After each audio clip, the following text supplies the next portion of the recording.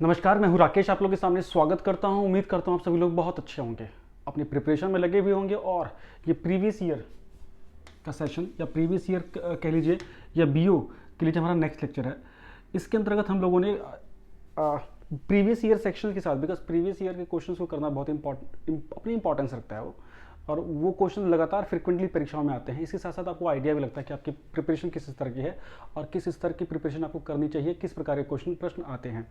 ये क्वेश्चन बहुत ज़्यादा इंपॉर्टेंट है। हिस्ट्री के हमने कुछ मिक्स क्वेश्चन लिए हैं जो कि यूपी पीसीएस की परीक्षा में आए हैं।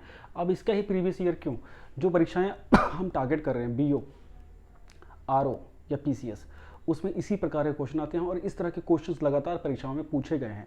आप ये करके देखिए कि आपको कितने क्वेश्चन आते हैं। जो क्वेश्चन नहीं आते हैं अपनी नोटबुक में जरूर लिखिएगा। मैं बार बार कहता हूँ कि दो अलग अलग विषयों की कॉपी बना लीजिए इस चैनल पे अगर आप हैं तो। पहले तो टीचिंग की और एक पीसीएस की। उसमें आप पीसीएस वाली बुक में, कॉपी में आप जो आरओ के लिए क्लास हो या बीओ के लिए क्लास हो या पीसीएस के लिए क्लास हो, टीचिंग वाली में केवीएस के लिए क्लास हो या बाद में जब सुपर टेट होगा तो उसके लिए क्लास हो, तो उसको ऐड ऑन करिए, फिर देखिए फ़ायदा क्या होता है आपको। ठीक है, चलिए पहला क्वेश्चन। ये वो क्वेश्चन है जो परीक्षा में पूछे जा सके हैं और जिससे हम एक साथ कई क्वेश्चन क्लियर होते हैं।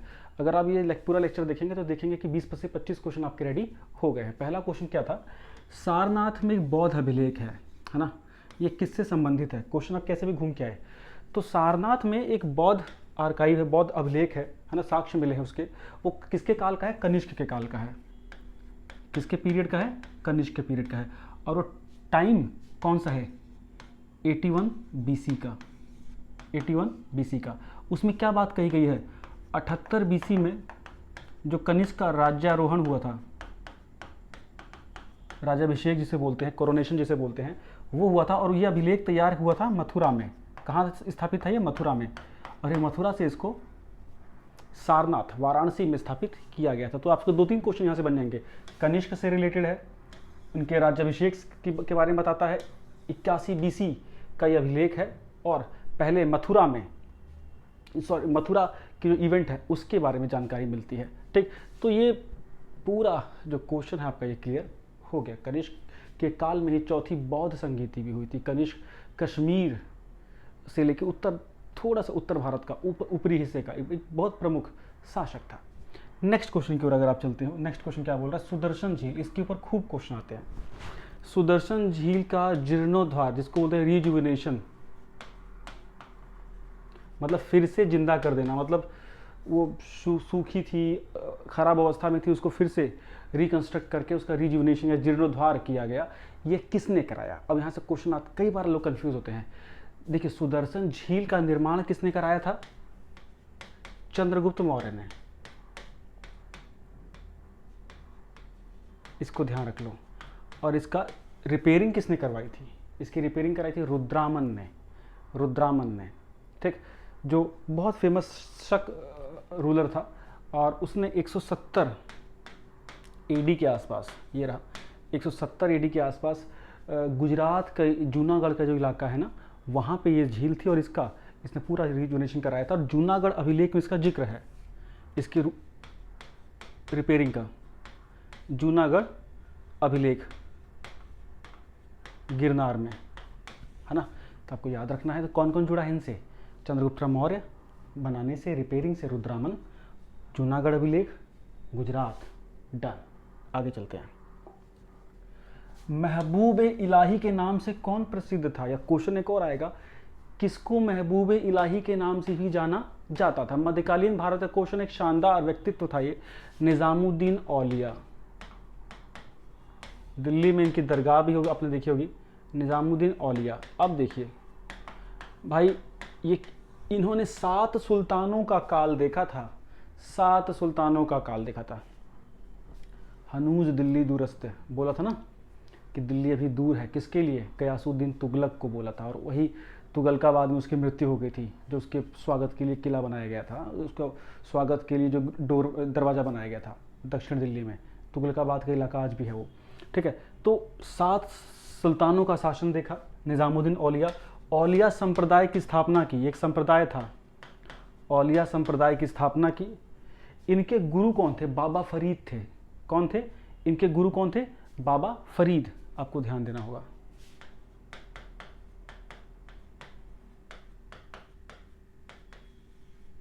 ठीक है, बहुत ही इंपॉर्टेंट क्वेश्चन है पेपर में, लगातार इनसे क्वेश्चन निकल के आते हैं। अब आपको एक और चीज़ बतानी है, इनके शिष्य कौन थे, वो भी बहुत प्रसिद्ध विभूति थे। इनके शिष्य कौन थे, निज़ामुद्दीन औलिया के शिष्य कौन थे, बहुत ही इंपॉर्टेंट क्वेश्चन है, अच्छे क्वेश्चन। और ये महबूब इलाही, इस शानदार क्वेश्चन था, ये 2014 के पेपर में आया था। अगर आपको प्रीवियस ईयर करने हैं ना, तो 2014-15 से लेके और 2020-21 तक जरूर करिए, वो प्रीवियस ईयर आपको काम आएंगे। खासतौर से 2017 के बाद वाले बहुत ज़्यादा इंपॉर्टेंट है, एक एक क्वेश्चन इंपॉर्टेंट है।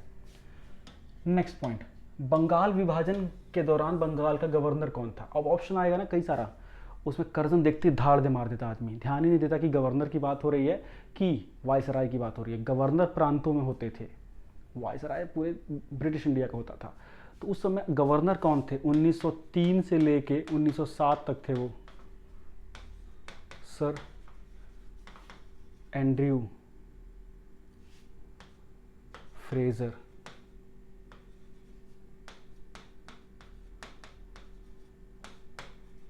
फ्रेजर, ठीक है, ये थे बंगाल के उस समय के गवर्नर जब बंगाल का विभाजन हुआ था। बंगाल का विभाजन कब हुआ था, 1905 में। किस आधार पे हुआ था, उसमें जो वर्तमान का जो भारत है अगर देखा जाए तो उसमें बांग्लादेश, बिहार, झारखंड, उड़ीसा और बंगाल का जो इलाका था वो बंगाल कहलाता था। तो उसका पार्टीशन हो गया और जो आज वर्तमान का बांग्लादेश है उस हिस्से को अलग कर दिया गया और इस हिस्से को दूसरा बंगाल को दो भागों में बांट दिया गया। और इसका लक्ष्य था भारतीयों में धर्म के आधार पर फूट डालना, हिंदू और मुस्लिम के आधार पर उनको बांट दिया गया था जनसंख्या और क्षेत्र के हिसाब से। जबकि कारण दिया गया था कि प्रशासनिक कारणों से इनको बांटा जा रहा है। इसका बहुत घोर विरोध हुआ था और इसके खिलाफ में भारत ने पहला एक प्रकार से आंदोलन किया था एकजुट होकर, जो स्वदेशी आंदोलन के नाम से भी जाना गया था। 1911 में इस फैसले को रद्द कर दिया गया था जब दिल्ली दरबार हुआ था।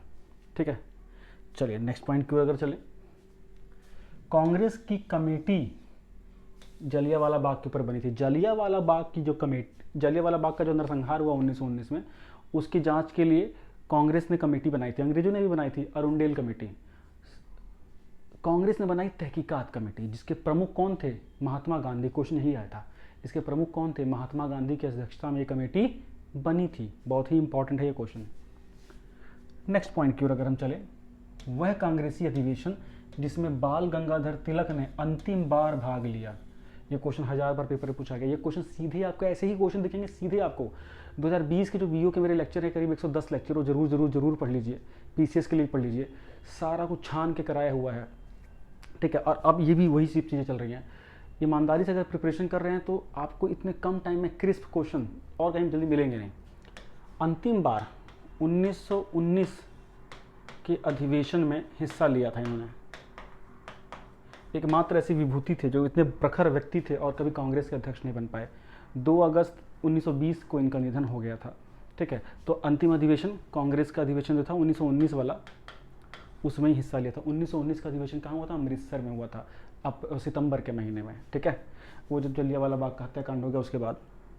नेक्स्ट पॉइंट का, इंडियन ओपिनियन के पहले संपादक या एडिटर कौन थे।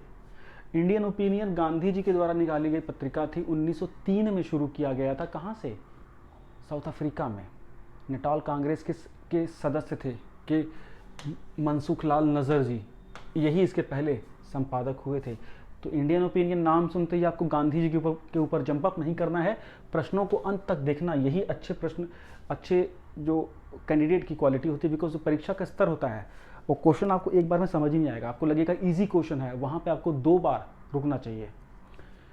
नेक्स्ट पॉइंट की ओर, ये 4 नाम दिए हुए हैं। अब बताइए कौन सी घटना कब हुई, कौन सी घटना कब हुई।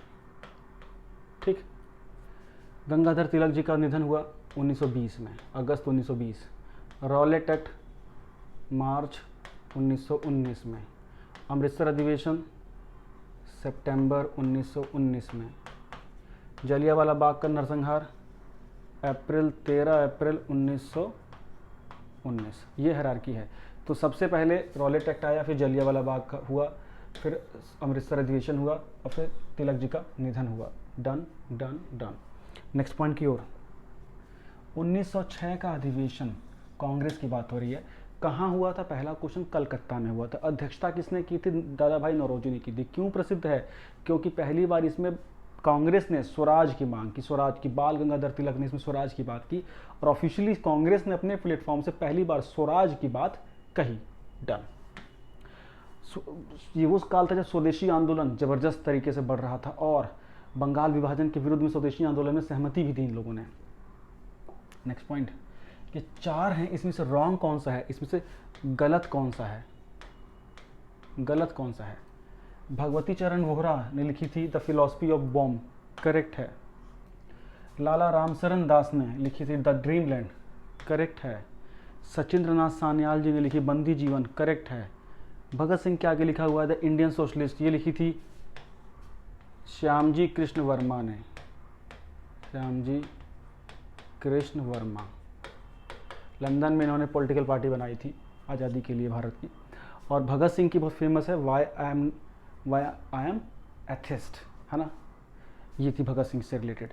तो ये हो गया क्वेश्चन। कैसे लगे क्वेश्चन मुझे बताइएगा। अभी चैनल को अगर सब्सक्राइब नहीं किया कर दीजिएगा। पीसीएस से लेके टीचिंग सिर्फ यही और कुछ नहीं। Thank you so much, bye bye.